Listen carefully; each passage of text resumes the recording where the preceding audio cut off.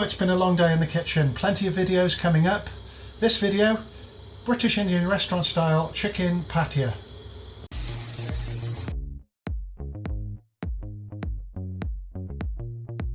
So we've got some base gravy. I'll put all the ingredients in the description of the video. So generous amount of oil. This is a big batch. I've got 2 kilo of chicken and about 1.2 litres of base gravy. So just heat the oil and we need to season it with a couple of cloves, green cardamom, black pepper, 1 star anise, 2 black cardamoms, and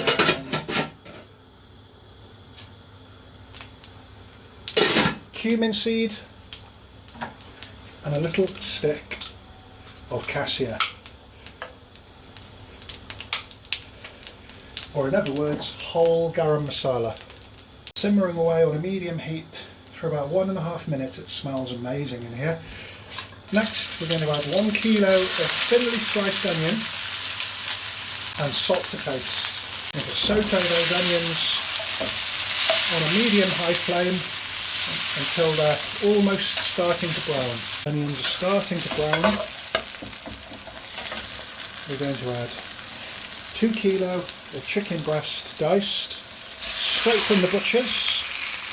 And we need to brown the chicken off. Sometimes I'm tempted to marinate chicken in the traditional way, but if you marinate it, unless you're putting it in the oven or the barbecue or a tandoor oven, you're not going to get that nice browning, charring around the edges.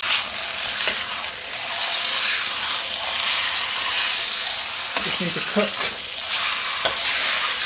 that chicken so all the rawness is. Going to give everything a really good mix. First the chicken will cook and we want it to brown slightly, just like the onions. Onions are caramelised, the gravy's nice and dark, the chicken's cooked. Next I'm adding 1 tin of good quality passata. Simply the best British Indian restaurant mix powder by Taste of India. For that quantity, so about 5 tablespoons. Also some nice fruity Taste of India garam masala and extra hot chili powder to taste. All the spices I use on the channel you can get over at Taste of India on eBay. Link in the description.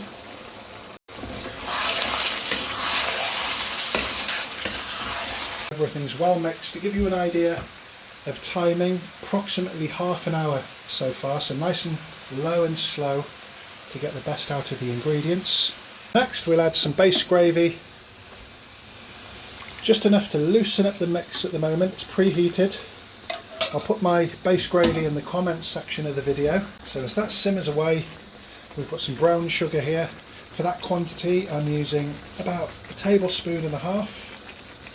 Not a big fan of adding sugar to savoury dishes, but pathia, the name of the game, is sweet and sour.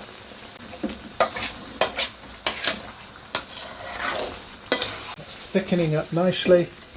Next, a little bit of base gravy. We'll add a little more later. Sauce is certainly thickening up.